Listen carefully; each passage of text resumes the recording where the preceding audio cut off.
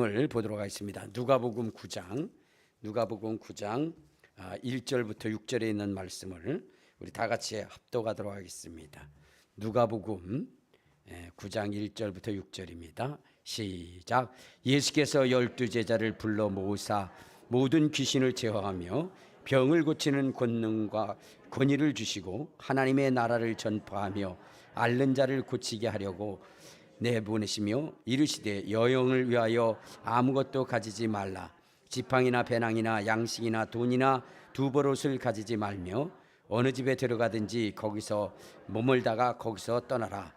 누구든지 너희를 영접하지 아니하거든 그 성에서 떠날 때에 너희 발에서 먼지를 떨어버려 그들에게 증거를 삼으라 하시니 제자들이 나가 각 마을에 두루 다니시며 곳곳에 복음을 전파하며 병을 고치시니라. 아멘. 자, 이제 자기 자신을 축복할 때 이렇게 축복하십시오. 나는 예수님 때문에 가장 행복한 사람입니다. 고백하시길 바랍니다. 나는 예수님 때문에 가장 행복한 사람입니다. 아멘. 여러분, 하나님의 간절한 소원이 무엇인지를 아십니까? 여러분, 우리의 신앙인들이 반드시 알아야 되는 것이 무엇이냐면 하나님의 소원이 무엇인지를 알아야 돼요. 그리고 그분이 간절히 원하고 바라는 것이 무엇인지를 알게 될 때 여러분, 우리가 하나님의 복을 받을 수 있는 겁니다. 주님께서는 이렇게 말씀하십니다. 믿음이 없이는 하나님의 기쁨을 기쁘시게 할 수 없다라고 말씀하시고, 여러분, 믿음이 있는 자는 반드시 그가 계신 것과 그가 상 주시는 이심을 믿어야 할지니라. 그러니까 하나님은 자기를 찾고 간절히 소원하는 자의 그 기도를 들으신다는 거예요. 근데 어떤 자의 기도를 들으시느냐? 하나님의 마음을 아는 자, 하나님의 소원을 아는 자, 하나님이 무엇을 원하시는지를 알고 그 일에 힘쓰는 자들에게 하나님이 복을 주신다라고 말씀을 하셨습니다. 그러므로 우리가 하나님의 복을 받기 위해서 우리가 해야 되는 것이 무엇이냐면 하나님의 간절한 소원이 무엇인지 그것을 아는 것이 무엇보다도 중요하다는 겁니다. 근데 하나님의 간절한 소원은 무엇이냐면요, 이 땅에 하나님의 나라가 임하기를 원하시는 거예요. 뭐라고요? 그렇죠. 이 땅에 하나님의 나라가 이루어지기를 우리 하나님은 간절히 원하시는 것입니다. 그래서 하나님이 보내신 자 예수 그리스도도 이 땅에 오셔서 하신 것이 무엇이냐면 하나님의 나라를 선포하셨어요. 예수님께서 세례를 받으시고 물 위에서 올라오실 때에 그분이 하신 것이 뭐냐면 회개하라 천국이 가까웠느니라 라고 이렇게 말씀하시면서 하나님의 나라가 가까웠으니 회개하고 그 하나님의 나라를 맞이하라고 이렇게 말씀하신 겁니다. 예수님께서 이 땅에 오셔서 적극적으로 하신 것이 뭐냐면 하나님의 나라에 대한 선포뿐만 아니라 그 나라를 위해서 우리 주님이 힘쓰셨다는 거예요. 우리 한번 누가복음 8장에 보면 이런 말씀이 있어요. 누가복음 8장 1절. 누가복음 8장 1절 한번 봅시다. 자, 시작. 그 후에 예수께서 각 성과 마을에 두루 다니시며 하나님의 나라를 선포하시며 그 복음을 전파할새 12제자가 함께하였고 라고 얘기했어요. 그러니까 예수님께서 이 땅에 오셔서 각 성에 다니면서 그분이 하신 것이 무엇이냐면 하나님의 나라를 선포했다는 거예요. 하나님의 나라. 자, 예수님이 이렇게 하나님의 나라를 선포하신 이유가 뭘까? 하나님의 간절한 소원인 이 하나님의 나라를 선포하고 이끌어 가신 이유가 무엇일까? 그것은 다른 것이 아니라 우리 한번 요한계시록 21장 1절에 보면 이 하나님의 나라에 대하여 하나님이 말씀하시기를 이렇게 말씀하셨어요. 자, 요한계시록 21장 1절부터 보도록 하겠습니다. 시작. 또 내가 새하늘과 새 땅을 보니 처음 하늘과 처음 땅이 없어졌고 바다도 다시 있지 않더라. 또 내가 보매 거룩한 성 새 예루살렘이 하나님께로부터 하늘에서 내려오니 그 준비한 것이 신부가 남편을 위하여 단장한 것 같더라. 내가 들으니 보좌에서 큰 음성이 나서 이르되 보라, 하나님의 장막이 사람들과 함께 있음에 하나님이 그들과 함께 계시리니 그들은 하나님의 백성이 되고 하나님은 친히 그들과 함께 계셔서 모든 눈물을 그 눈에서 닦아주시니 다시는 사망이 없고 애통하는 것이나 곡한 것이나 아픈 것이 다시 있지 아니하니 처음 것들이 다 지나갔습니다. 그러니까 하나님의 나라가 이 땅에 임해야 되는 이유는 무엇이냐? 하나님은 하나님이 지으신 우리의 인생들이 불행하기를 원치 않으신 거예요. 불행한 인생, 슬픈 인생, 고통의 인생, 절망의 인생, 단식의 인생을 살기를 우리 주님은 원하지 않으셔요. 하나님은 우리가 행복하기를 원하시는 것입니다.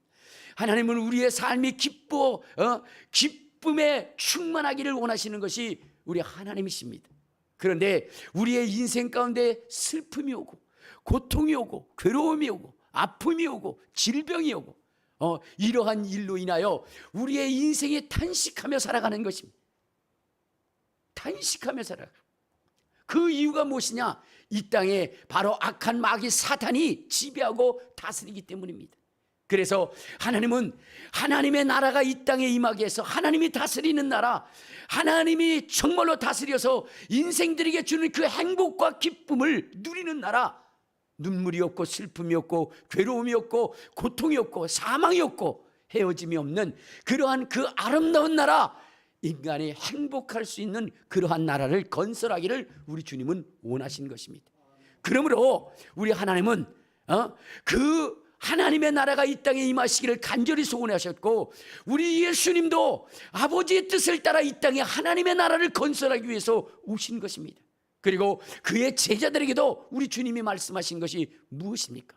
너희는 먼저 그의 나라와 그의 의를 구하라. 그리하면 이 모든 것을 더하여 주실 것이다. 그러니까 하나님의 나라가 임하면 우리의 슬픔과 우리의 아픔과 우리의 절망과 우리의 탄식이 사라진다는 거예요. 그리고 우리 속에 기쁨과 즐거움과 감격이 넘쳐나게 된다는 겁니다. 여러분, 이 세상을 살아가는 것이 얼마나 힘들고 어렵고 고통스러운 일, 행복을 바라지만 그러나 그 행복이 우리를 지배하고 다스리지 않고 도리어 우리에게 슬픔과 아픔이 오는 것 아니겠습니까? 여러분, 우리는 행복하기 위해서 열심히 일을 합니다. 돈을 법니다. 그래서 여러분, 그 행복을 누릴만 하면 어느 순간인가 뭐요? 슬픔이 우리 속에 찾아오는 거예요. 괴로움이 우리에게 찾아오는 거예요.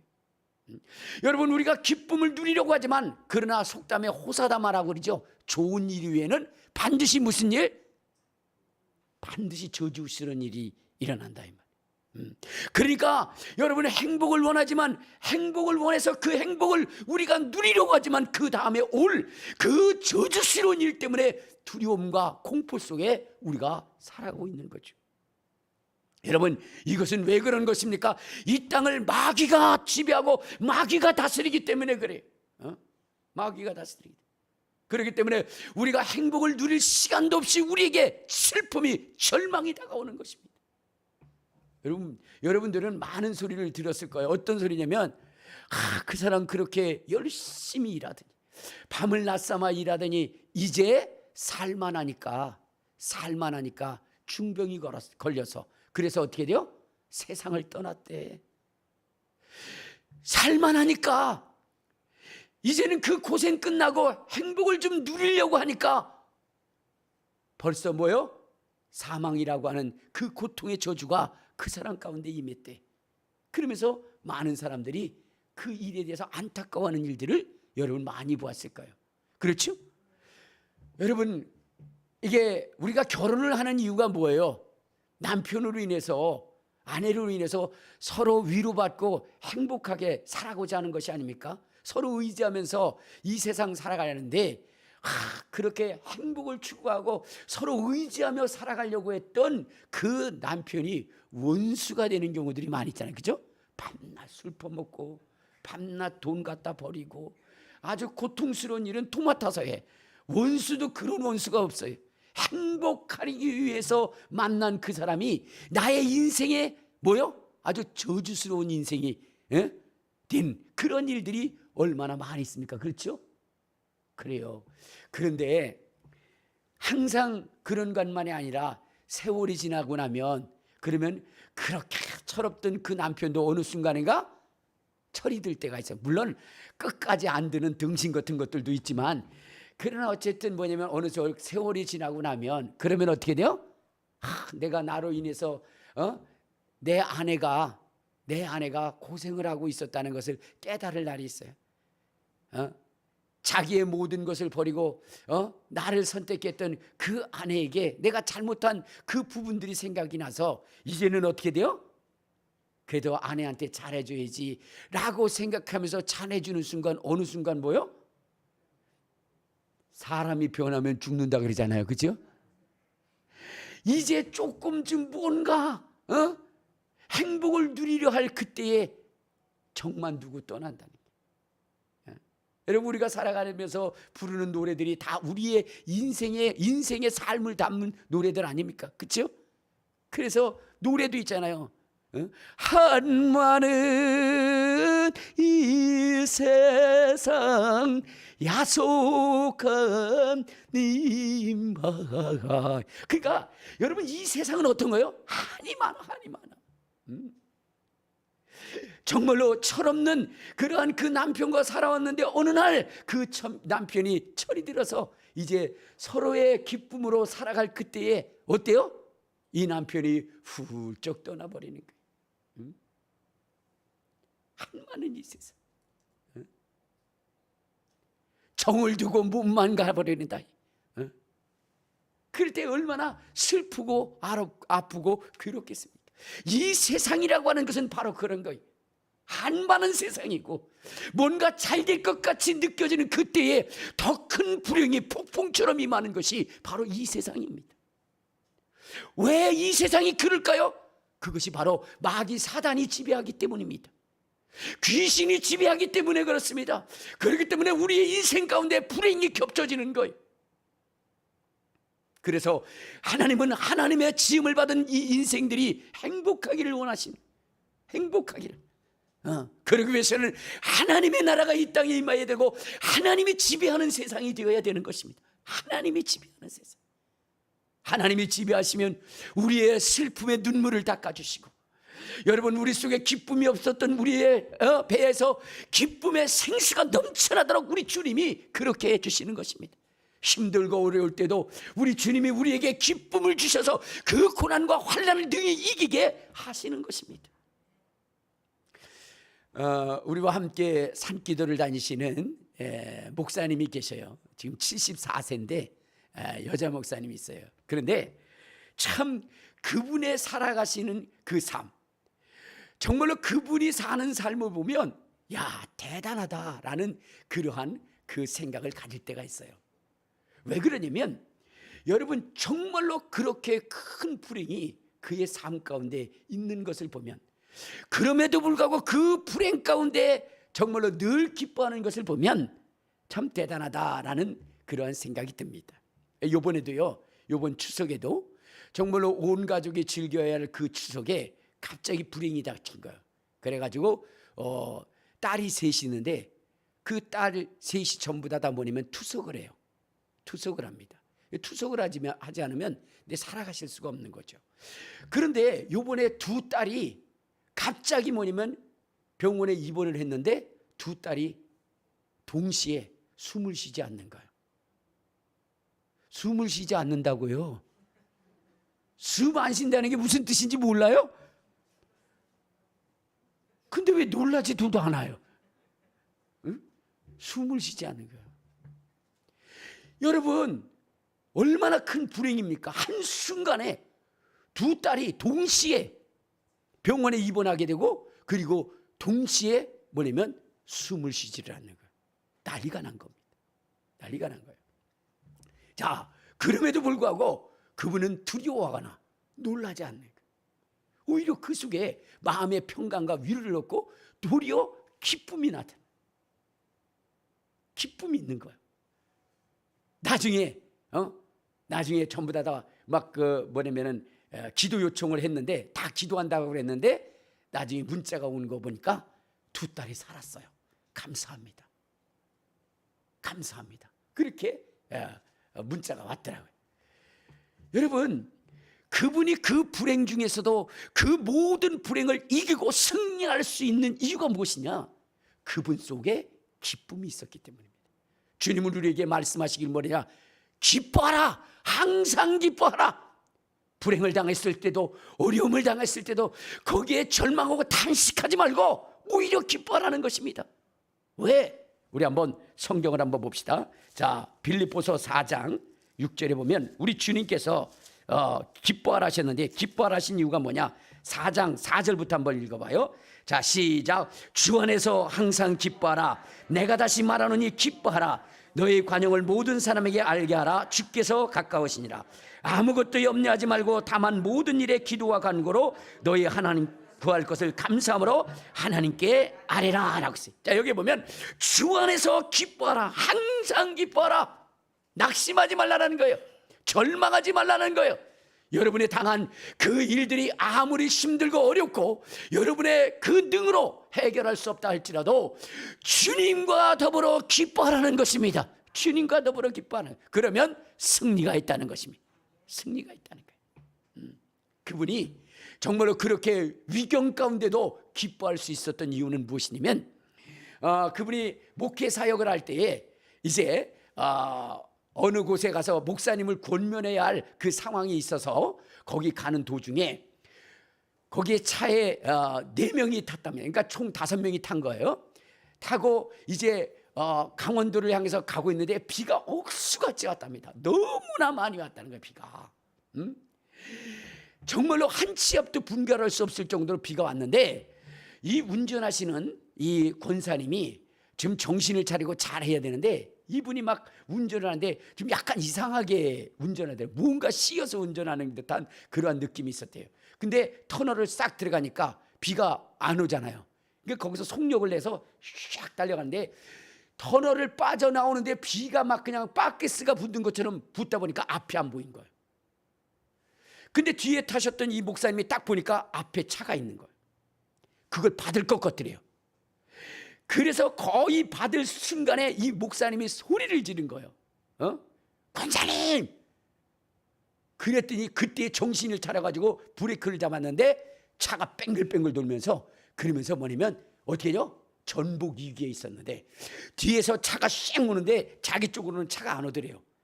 그래가지고 가까실로 뭐냐면 정말로 죽을 뻔한 위기를 넘긴다는데, 근데 그 상황 속에서 여러분 같으면 어떻게 돼요?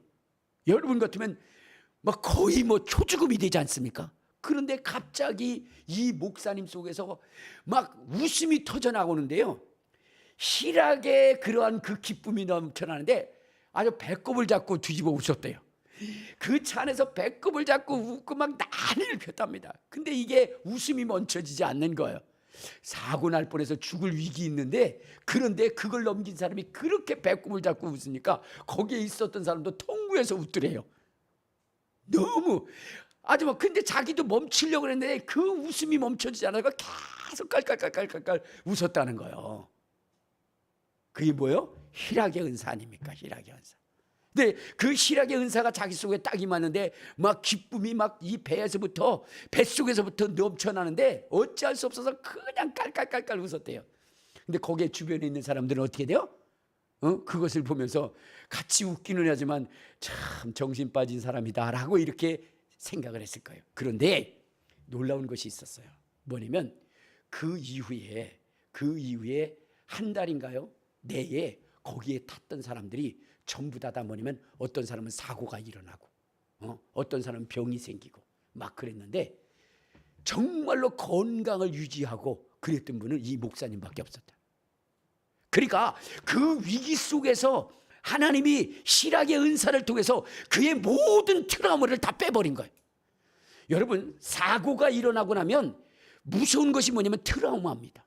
삼풍 백화점이나 무너졌을 때, 또 저 성수대교가 무너졌을 때요, 거기에 있었던 사람들이 뭐냐면 건물을 들어가지 못했고 거기에 있었던 사람들이 뭐냐면 다리를 건너지 못했어요. 왜? 그 트라우마 때문에.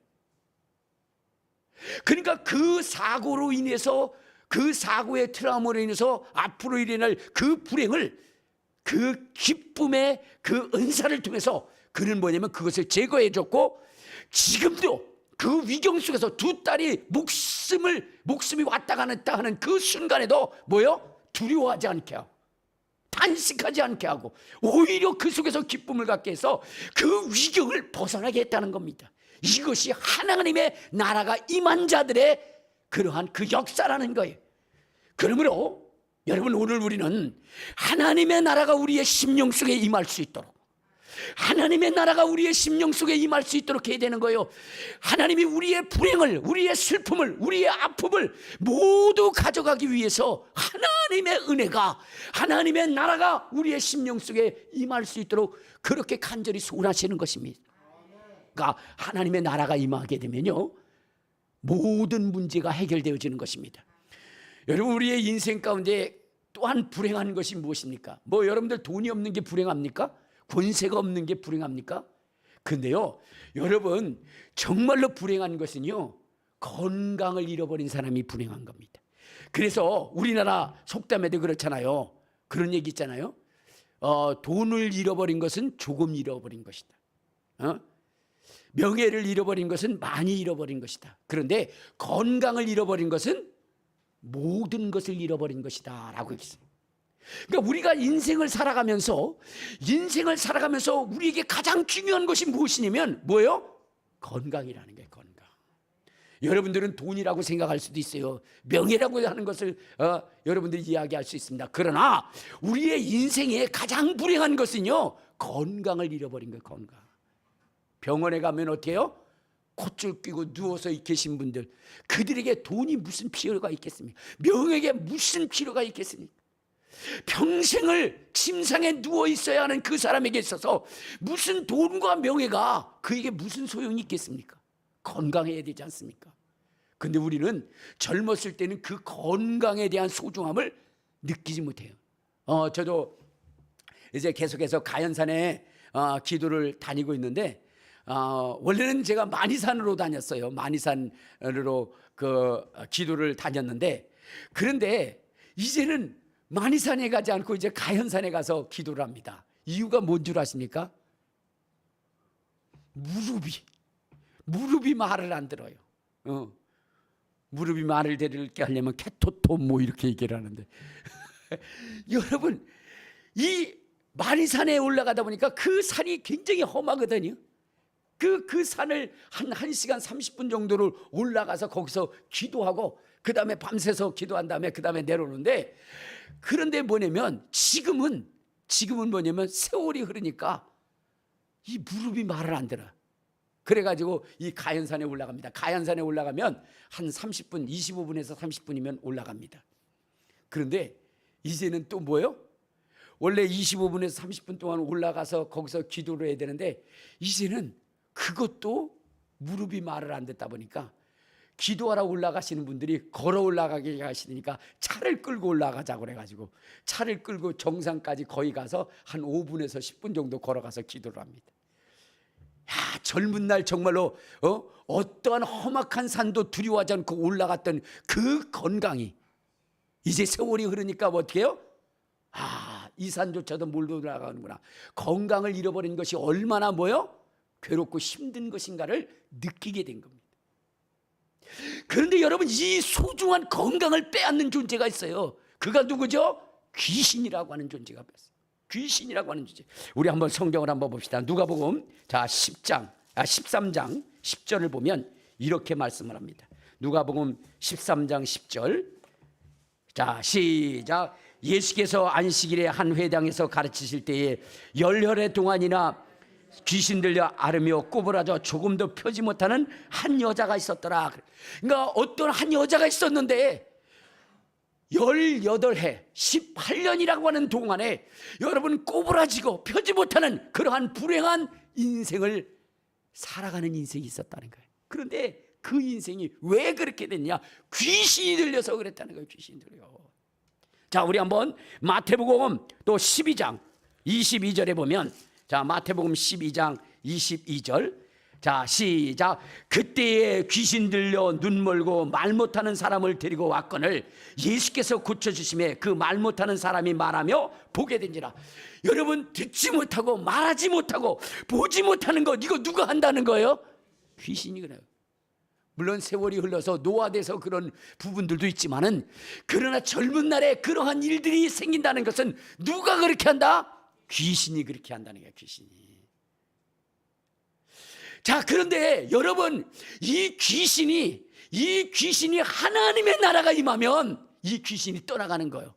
하나님의 나라가 임하면 이렇게 질병을 가져왔던 이 존재가 떠나가기 때문에, 그러기 때문에 하나님께서는, 예수님께서는 우리에게 하나님의 나라가 임하기를 소원하는 것입니다. 자, 우리 한번 성경 봐요. 자, 마태복음 12장 28절. 이렇게 병들게 했던 이 귀신, 마태복음 12장 28절. 자, 시작. 그러나 내가 하나님의 성령을 힘입어 귀신을 쫓아내는 것이면 하나님의 나라가 이미 너에게 임하였느니라. 할렐루야, 할렐루야. 그렇습니다. 여러분, 눈 멀고 귀 멀고, 그 다음에 말 못하게 하고, 무릎 아프게 하고, 꼬부라지고, 펴지 못하게 하고, 암덩어리가 걸리게 하고, 여러 가지 각종 질병이 들게 하는 이 요소, 이 귀신이 하나님의 나라가 임하면 어떻게 된다? 그것이 떠나간다는 거예요. 그래서 그가 건강을 되찾게 하고 그의 삶의 질을 높이게 한다는 겁니다. 그래서 하나님께서는 그 땅에 그 심령들 속에 하나님의 나라가 임하기를 간절히 소원한 거예요. 여러분, 여러분의 인생 가운데 고난이 있습니까? 환난이 있습니까? 불행이 있습니까? 여러분, 안 되는 일들이 있습니까? 하나님의 나라가 임하기를 소원합니다. 하나님의 나라가 임하기를 간절히 소원하시기를 바랍니다. 그리하면 하나님께서 모든 것을 다 채워주신다는 거예요. 모세라고 하는 사람은 120세가 되었지만 눈이 흐리지 않고 기력이 쇠하지 아니하였다라고 얘기했어요. 우리가 이 세상을 살아가는 날 동안 우리의 기력이 쇠하지 않냐고, 눈이 흐리지 않냐고, 귀가 밝아져서 여러분 하나님의 놀라운 역사를 이루기를 소원한다면 하나님의 나라가 전폭적으로 임하기를 간절히 소원하는 저와 여러분 되시기를 주님의 이름으로 축원합니다. 주님의 이름으로 축원합니다. 하나님의 나라가 임하면 귀신이 떠나갈 것입니다. 하나님의 나라가 임하면 저주가 사라질 것입니다. 여러분의 환난과 고통이 떠나가게 될 것이에요. 그래서 하나님의 나라가 임하기를 소원하십시오. 자, 우리 한번 누가복음 10장, 누가복음 10장 17절에도 이러한 말씀이 있어요. 누가복음 10장 17절 시작. 70인이 기뻐하며 돌아와 이르되 주여, 주의 이름이면 귀신들도 우리에게 항복하더이다. 예수께서 이르시되 사단이 하늘로부터 번개같이 떨어지는 것을 내가 보았느니 내가 너에게 뱀과 전갈을 밟으며 원수의 능력을 제할 권능을 줬으니 너희를 해할 자가 결코 없으리라. 하나님의 나라가 여러분의 심령 속에 임하면 여러분을 해할 자가 없다는 것입니다. 여러분을 슬프게 할 자가 없다는 것입니다. 여러분을 고통스럽게 만들 자가 없다는 것입니다. 여러분을 억울하게 만들 자가 없다는 거예요. 그렇기 때문에 하나님은 우리의 심령 속에 하나님의 나라가 임하기를 간절히 소원한 것이고, 예수님도 하나님의 나라가 임하기를 소원한 것입니다. 그러므로 오늘 우리는 하나님의 나라가 임하는 그 삶을 위해서 정말로 하나님 앞에 전심으로 부르짖어 기도하는 저와 여러분 되시기를 주님의 이름으로 축원합니다. 그런데 이 하나님의 나라는 그냥 이루어지는 것이 아니에요. 간절히 찾고 부르짖고 간구하는 자들에게 이루어지는 것이거든요. 간절히 부르짖고 찾고 기도하는 자에게. 자, 우리 한번 성경을 한번 봅시다. 자, 마태복음 15장 21절에 보면 이렇게 말씀하셔요. 마태복음 15장 21절. 자, 시작. 예수께서 거기서 나가서 두로와 시돈 지방으로 들어가시니 가나안 여자 하나가 그 지경에서 나와서 소리질러 이르되 다윗의 자손이여 나를 불쌍히 여기소서, 내 딸이 흉악하게 귀신 들렸나이다 하되 예수는 한 말씀도 대답지 아니하시니 제자들이 와서 청하여 말하되 그 여자가 우리 뒤에서 소리를 지르오니 그를 보내소서. 예수께서 대답하여 이르시되 나는 이스라엘 집에 잃어버린 양 외에는 다른 데로 보냄을 받지 아니하였도다 하시니 여자가 와서 예수께 절하며 이르되 주여 저를 도우소서. 대답하여 이르시되 자녀의 떡을 취하여 개들에게 던짐이 마땅치 아니하니라. 여자가 이르되 주여 올수이도많은 개들도 주인 상에서 떨어지는 부스러기를 먹나이다. 이에 예수께서 대답하여 이르시되 여자여 내 믿음이 크도다. 내 소원대로 되리라 하시니 그때로부터 그의 딸이 나니라. 여러분, 가나안 여인의 딸에 귀신이 들렸어요. 여러분, 그것은 약으로도 치료할 수 없는 이러한 고통스러운 것입니다. 자녀에게 그러한 불행이 닥치면 여러분, 부모의 마음이 얼마나 아프겠습니까? 부모의 말. 여러분, 자식이 불행한 일을 당하면요, 아무리 즐겁고 행복한 일이 있어도 기쁘지 않습니다. 그 자식을 생각해 보면 항상 눈물이 날 뿐이에요. 자, 그런데 여러분이 가나안 여인의 그 딸의 귀신이 들린 거예요. 그가 그를 고쳐보려고 애를 써보지만 그러나 다 백약이 무효한 것입니다.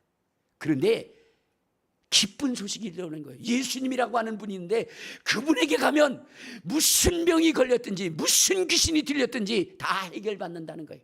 그래서 이 여인은 그 주님을 찾아갑니다. 그리고 그 주님이 걸어가시는 그 골목에서 그 주님을 부르짖습니다. 다윗의 자손 예수여 우리를 불쌍히 여기소서. 다윗의 자손 예수여 우리를 불쌍히 여겨주옵소서. 얼마나 소리가 컸든지 여러분, 주님과 함께 했던 제자들이 너무나 귀가 먹먹해서 예수님 앞에 얘기하는 거예요. 예수님, 저 여인이 저렇게 부르짖어 기도하는데 제발 좀 저 여인의 소원을 들어주옵소서. 근데요, 예수님은 들은 척도 안 하시는 거예요. 그 여인이 불러도 제자들이 얘기해도 여러분 그 일에 아랑곳하지 않습니다.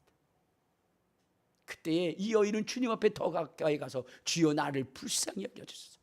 그때 주님이 뭐라고 얘기하시는 줄 아십니까? 자녀의 떡을 취하여 개들에게 던짐이 마땅치 아니하다. 여러분, 이 여인이 당한 수모가 얼마나 크겠습니까? 그렇잖아요. 여러분들이 이러한 수모를 당한다면 뭐라 그러겠어요? 불러도 뭐냐면 대답하지 않아요. 제자들이 주님 저들을 고쳐주라고 그렇게 부탁을 해도 듣지 않습니다. 심지어는 그에게 가까이 가서 불쌍히 여겨달라고 그랬더니 모욕을 합니다. 자녀의 떡을 취하여 개들에게 던짐이 마땅치 아니하다. 여러분 같으면 어떻게 하겠어요? 어떻게 하겠어요? 더러워서 못해 먹겠네. 차라리 내가 이 병을 가지고 죽는 한이 있어도 내가 당신을 다시는 찾지 않을 거야. 그러면서 한을 품고 가지 않겠습니까? 근데 이 여인은 달랐어요. 끝까지 주님 앞에 매달려 주여 올소이다. 올소이다마는 개들도 주인의 상에서 떨어지는 부스러기를 먹나이다 하면서 주님 앞에 매달리며 주님이 뭐라 그랬어요? 여자여 내 믿음이 크도다. 내 믿음대로 될지어다. 여러분, 우리 주님은 주님 앞에 매달리고 부르짖고 간구하며 포기하지 않고 간절히 부르짖는 그자의 그 기도를 주님 들으신다는 겁니다.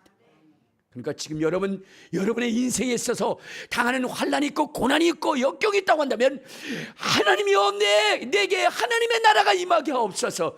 여러분 간절히 부르짖어 기도하는, 그래서 마침내 하나님의 응답을 받을 수 있는 저와 여러분 되시기를 주님의 이름으로 축원합니다. 주님의 이름으로 축원합니다. 간절히 부르짖어 기도하면 역사가 일어나는 것이거든요. 여러분, 이제 우크라이나와 러시아의 전쟁이 이제 한창이죠. 그런데 여러분, 이 러시아와 우크라이나의 전쟁에서 전 세계의 유수한 언론들이 이야기합니다. 우크라이나는 3일이면 끝난다. 왜냐하면 러시아는 뭐예요? 세계 군사 강국입니다. 2위, 미국 다음입니다. 그 정도로 어마어마한 군사력을 가지고 있던 나라예요. 그리고 그 나라의 경제력이 어느 정도냐? 경제력이 어느 정도냐면 여러분, 러시아의 평균 그러한 사람들의 월급이 얼마냐면 한 160 정도가, 우리는 한 300 정도 된다 그랬는데 그들은 한 160만 원 정도 돼요. 그런데요, 여러분, 우크라이나의 군사력은 어느 정도냐? 22위예요. 그리고 경제력은 어디냐? 사람들이 평균 월급이 20만 원에서 30만 원을 받아요. 그러니까 여러분, 군사적으로 보나 경제적으로 보나 어떻게 돼요? 우크라이나는 게임도 안 되는 거예요. 자, 그런데 이 게임도 안 되는 이 우크라이나가 그 경제 대국뿐만 아니라 군사 강국을 맞이해서 엄청난 전쟁적 성과를 이루고 있습니다. 이제 조금 있으면 러시아가 패배를 한다고 이제 서방 언론들이 이야기하고 있어요. 그러면 여러분, 어떻게 이러한 이 우크라이나가 그 강대국과 싸워서 이길 수 있는가 하는 것은 다른 것이 아니에요. 서방이 도와줘서 그래요. 서방이. 그러면 왜 서방이 도와줬는가? 여러분, 이 서방이 도와준 이유가 무엇 때문이냐면요, 그런 것이었어요. 이 서방도 러시아가 우크라이나를 침공하면, 그러면 이 우크라이나의 대통령뿐만 아니라 요직에 있는 사람들이 전부 다 우크라이나를 떠나버릴 것이고, 그리고 우크라이나를 아무리 도와줘도 베트남과 아프가니스탄처럼 그러한 나라가 될 것이다. 그랬어요. 그런데 전쟁이 딱 일어나고 났는데 어떻게 됐어요? 이 젤렌스키 대통령은 자기 나라를 떠나지 않습니다. 그리고 방송 매체를 통해서 이야기합니다. 나는 대통령궁을 떠나지 않을 것이며 정말로 내가 이 우크라이나를 지켜내 갈 것이다. 내 목숨이 있는 날까지 나는 이 우크라이나를 떠나지 않고 러시아와 맞서 싸울 것이다 라고 이렇게 얘기했어요. 여러분, 이 우크라이나의 그 국민의 많은 숫자는 러시아에 편입되기를 원했어요. 왜냐? 러시아가 잘 살거든요. 가스도 있고, 그렇죠? 석유도 있고, 거기 붙으면 잘 살 수 있다라고 생각해서 그렇게 했는데, 그래서 전쟁이 일어나면 그쪽으로 다 몰려가려고 생각했는데, 이 대통령이 목숨 걸고 우크라이나를 지키겠다라고 얘기하니까 국민들의 마음이 달라졌어요. 그렇다고 한다면 우리도 목숨을 걸고 지키자. 그러면서 대통령과 국민이 똘똘 뭉쳐서 나라를 지키자고 했어요. 이때 이 모습을 보고 서방에서 무기를 도와주기 시작했던 겁니다. 그래서 승리한 거예요. 여러분, 하나님도 마찬가지입니다. 하나님도 불행과 고난을 당하는 사람이 수없이 많지만, 그러나 하나님이 도우시는 사람들은 어떤 사람이냐? 죽을 힘을 다해서 하나님 앞에 부르짖는 사람들이. 하나님의 능력을 더하는 사람들은 어떤 사람이냐? 죽을 힘을 다해서 끈질기게 하나님 앞에 부르짖는 사람들과 하나님이 함께 하신다는 겁니다. 여러분, 하나님이 모세와 함께 하셨어요. 이유는 무엇이냐? 그는 목숨을 걸고 하나님 앞에 부르짖었습니다. 하나님이여, 이스라엘 백성들을 살려주시옵소서. 그럴 수 없다면 차라리 생명록 속에서 내 이름을 지워주시옵소서. 목숨을 건 기도를 했던 겁니다. 여러분, 엘리야라고 하는 사람, 여러분, 이스라엘이 다 넘어갔고 모든 사람들이 다 우상에 젖어 있을 때에 목숨 걸고 하나님 앞에 기도했던 겁니다. 주여, 내가 주의 종인 것과 하나님이 이 땅을 떠나지 아니한 것을 보여주옵소서. 내가 목숨을 거나이다 라고 부르짖음에 하늘로부터 능력이 떠나서 그 역사를 바꾼 것입니다. 여러분, 이 야곱이라고 하는 사람은 이제 아비 집으로 돌아갈 때 그들을 맞이하고 있는 것은 400명의 군사입니다. 그들을 완전히 섬멸할 때에 이 야곱은 야복 강가에서 환두뼈가 위골되도록 하나님 앞에 부르짖었어요. 그러므로 하나님께서 그의 환두뼈를 칩니다. 그래도 하나님이 축복하지 않으면 놓지 않겠다라고 그렇게 간절히 부르짖음에 하나님이 그 상황과 여건을 바꿨어요. 그 400명의 군사가, 그들을 죽이려 오던 그 군사가 호위 군사가 되어져서 그들을 보호하게 하는 역사가 일어난 것입니다. 여러분, 목숨을 걸고 기도하는 자들의 그 기도를 주님은 들어 응답하시는 것입니다. 오순절 마가의 다락방에 전심으로 그들이 하나님 앞에 열흘 동안 부르짖을 때에 하나님이 임하셔서 주님의 놀라운 기적을 행하게 하신 것입니다. 여러분, 지금 이 시대 속에 우리는 부르짖어야 됩니다. 우리는 간구해야 됩니다. 하나님의 역사가 여러분의 삶과 여러분의 기업과 여러분의 자손과 또한 이 대한민국에 임할 수 있도록 목숨 걸고 부르짖어 기도해야만 되는 것입니다. 물론 그것이 힘들고 어려울 수 있어요. 그러나 여러분, 이러한 힘들고 어려운 상황을 극복하고 나가야 되는 것입니다. 제가 여러분들에게 지난번에도 말씀드렸지만 정의호 목사님이 이제 목회 사역을 하려 할 때에 정말로 그에게는 능력이 없고 믿음도 없어요. 강단에서 하나님의 말씀을 증거하면 너나 잘해라 라는 그러한 시기였어요. 사람들이 따르지 않습니다. 웃음거리가 됩니다. 그래서 그는 산에 올라가서 날마다 하나님 앞에 부르짖었어요. 하나님이여, 하나님이여 외치고 부르짖었습니다. 세월이 흐릅니다. 한 달이 가고 두 달이 갑니다. 여러분, 기도하면 모든 것이 다 될 것 같지만, 그러나 기도하다 보면 지칩니다. 한 달이 가고 두 달이 가고 세 달이 가고, 여러분, 그때 보면 나중에는 무슨 생각이 드냐? 내가 이거 미친 짓 하는 거 아니야? 라는 생각이 듭니다. 그러나 그때에 더더욱 힘을 내고 용기를 내서 하나님 앞에 부르짖어야 됩니다. 그분도요 그렇게 부르짖습니다. 그런데 머릿속에는 그래요. 내가 그렇다고 환경이 바뀌냐? 내가 그런다고 삶이 바뀌겠느냐? 내가 그런다고 성도가 바뀌겠느냐? 하면서 귀신은, 마귀는 우리를 속입니다. 그러나 그는 전폭적으로 하나님 앞에 기도하기를 시작했어요. 근데 여러분, 어떻게 돼요? 1년이 가까우니까 하늘로부터 불덩어리가 자기의 손에 떨어지고 자기의 뱃속으로 들어오는 거예요. 그러니 이 속에 있었던 더러운 그러한 그 귀신이 빠져나가기 시작해요. 죄의 덩어리가 빠져나가기 시작. 그 이후로부터 그가 설교할 때에 여러분 성도들 속에 귀신이 떠나가는 거예요. 질병이 치료되어지는 거예요. 그러면서 몰려들고 밀려들면서 몇천 명이 되는 것입니다. 지금 여러분 기도하시길 바랍니다. 힘들고 어려울 때도 전심으로 기도하시기를 바랍니다. 여러분 귀신이 마귀가 여러분들을 속인다 할지라도 그렇게 한다고 되느냐라고 얘기하고 속인다 할지라도 전심으로 하나님 앞에 부르짖으시기를 바랍니다. 하나님의 나라가 임하기를 간절히 소원하시기를 바랍니다. 그러면 어느 순간인가 역사가 일어나는 거예요. 우리도 지금 산에 올라가서 막 부르짖습니다. 부르짖다 보면요 어떤 데는 참 내가 이게 무슨 짓 하는 거야 라는 그러한 회의가 될 때도 있어요. 근데 어제도 올라가서 막 부르짖고 있는데 근데 막 마음이 답답하기도 해요. 근데 막 기도하고 있는데 갑자기요 저 앞에서 아주 파란 불이 새파란 불이 확 날라. 저쪽에서 불이 확 가는 거예요. 나도 뭔가 역사를 이룰 건가 보다 라고 생각을 했어요. 했는데 근데 어떻게 됐어요? 그게 무슨 불이냐면 도깨비 불이었어요. 도깨비 불. 진짜 도깨비 불이에요. 왜 그러냐면 바로 거기가 어느 곳이냐면 우리는 이쪽에 산 이쪽에서 하고 있는데 그 바위에서 하거든요. 근데 저쪽은 뭐냐면 거기에 이렇게 움푹 파졌는데 거기는 무당들이 와가지고 징치면서 제사 지내고 굿하고 그러는 곳이거든요. 바로 한 20m, 30m 떨어졌나요? 근데 거기서 불이 확 지나가더라고. 그게 나한테 오지 않기를 감사했어요. 왜냐면 하나님의 불을 위에서부터 떨어져야 되는데 거기서부터 나가는 거 보니까 귀신이 분명해. 그리고 나니까요 머리가 쭈삣쭈삣쭈삣하고요.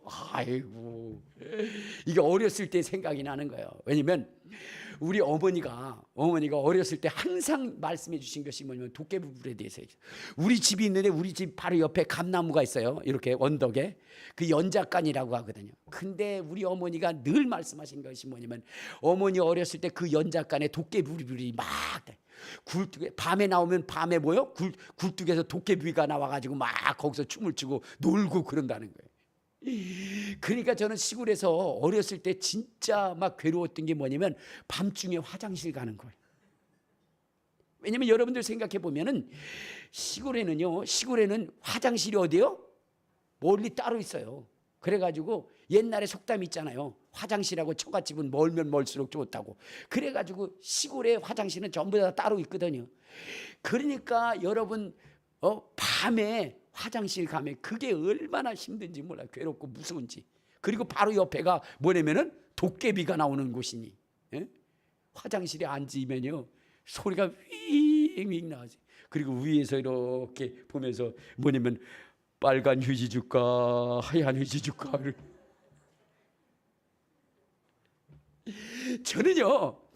저는 이 도시에 올라와서 가장 행복한 것이 무엇이냐면 화장실이 집안에 있었다는 거예요. 집안에 있었다는 거예요. 언제 가도 뭐요? 불 켜면 화나고 무섭지 않는 거죠. 근데 그때 우리 어머니가 그 얘기를 해가지고 뭐요? 도깨비불이라는 걸 알았잖아요. 근데 이번에 진짜 보니까 머리가 쭈삣쭈삣 쓰더라고요. 그냥 그때 막 소리를 바락바락 지르면서 기도했죠. 옆에 있는 목사님은 내가 왜 소리를 지르는지 몰랐을 거예요. 여러분 그럼에도 불구하고 더 하나님 앞에 부르짖는 것입니다. 방해하는 것이 많아도 부르짖는 거예요. 왜? 여러분 이렇게 부르짖어 기도하고 간구하면 하나님의 나라가 임할 것이기 때문입니다. 하나님의 역사심이 임할 것이기 때문입니다. 내게뿐만 아니라 우리 큰비전교회 우리 성도들의 가정과 사업 위에 임할 것에 대한 기대와 소망을 가지고 하나님 앞에 부르짖는 것입니다. 반드시 그 역사가 이루어질 것이라고 생각합니다.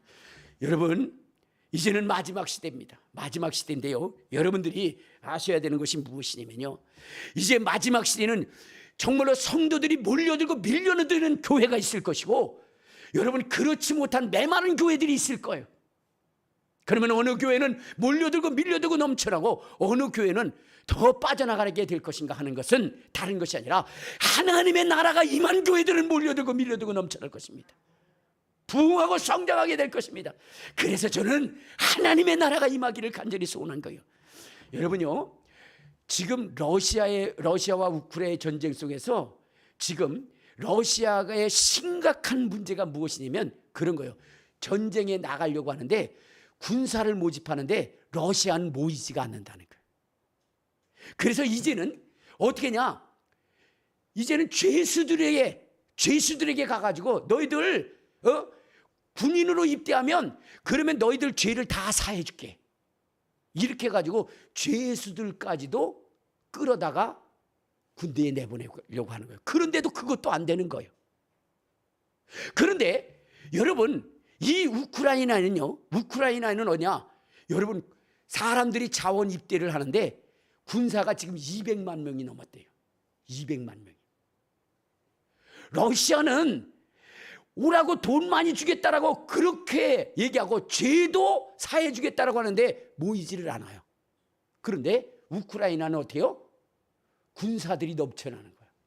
이유가 무엇이냐? 러시아는요, 지금 모든 탄약을 다 써버렸어요. 그래서 여러분, 무기를 가지고 나가는데 60년대에 쓰던 무기, 1800년대에 쓰던 무기, 그런 것들을 가지고 나와요. 그러니 여러분, 그들 나가서 그거 가지고 뭐 하겠습니까? 그러니까 나가면 죽는 게 뻔해요. 그러니까 나가지 않는 거예요. 그런데 우크라이나는 뭐예요? 최신의 무기를 장착을 하는 거예요. 그러니까 나가면 뭐예요? 나라를 위해서 뭐를 세워요? 뭐냐면은 정권을 세우고 영웅이 될 수 있는 거예요. 죽지도 않아요. 그들이 가진 무기가 대단하기 때문에. 그러니까 여러분, 그 영상을 하나 보니까 러시아의 장병들이 장갑차를 타고 가는데, 장갑차를 타고 가요. 근데 그때에 누구냐면 우크라이나 병사를 보니까 이 러시아 병사들이 그 장갑차에서 막 뛰어내려가지고 그래가지고 막 그러고 장갑차는 홀로 가다가 그냥 나무를 들받아가지고 박살이 나더라고요. 그러니까 러시아 병사만 우크라이나 병사만 봐도 러시아 병사들이 그렇게 막 뒤굴르고 쫄아가지고 그렇게 되는 거예요. 여러분, 마지막 시대예요. 여러분, 마지막 시대에 정말로 하나님의 말씀에 전신갑주, 정말로 하나님의 나라와 능력과 권능이 임한 교회는요, 수많은 무리들이 모여서, 그래서 어때요? 마지막 시대에 악한 영과 싸워 승리하게 될 것입니다. 그 승리의 영광을 맛보기 위해서 마지막 시대에 도리어 넘쳐나는 교회가 될 것입니다. 여러분, 초대교회에 그런 역사가 일어나지 않았습니까? 초대교회에 성령의 능력이 임하니까 3,000명, 5,000명이 모여서 하나님의 역사를 이루는 것 아닙니까? 마지막 시대에 여러분, 하나님의 나라가 임한 자들과 하나님의 나라가 임한 교회들과 그렇지 않은 교회가 엄청난 그 차이를 보인다는 것을 아시고, 우리 지금 마지막 시대를 살아가는 우리가 해야 되는 것이 무엇이냐? 그것은 바로 하나님의 나라가 전폭적으로 임할 수 있도록 전심으로 기도하고 부르짖고 간구하는 것입니다. 오늘 주님, 하나님의 나라가 임한 자들은 귀신을 쫓고 병을 고치고 어둠을 몰아내고 사단을 괴멸시키며 하나님의 거룩한 영광을 드러낸다라고 얘기했으니, 오늘 우리 하나님의 나라가 충만히 임해서 하나님의 역사를 이루어 하나님께 영광 돌리는 저와 여러분 되시기를 주님의 이름으로 축원합니다. 능력 있는 자, 하나님의 말씀에 전신갑주를 입고 승리하는 저와 여러분 되시기를 주님의 이름으로 축원합니다. 우리 주여 세 번 부르고 통성으로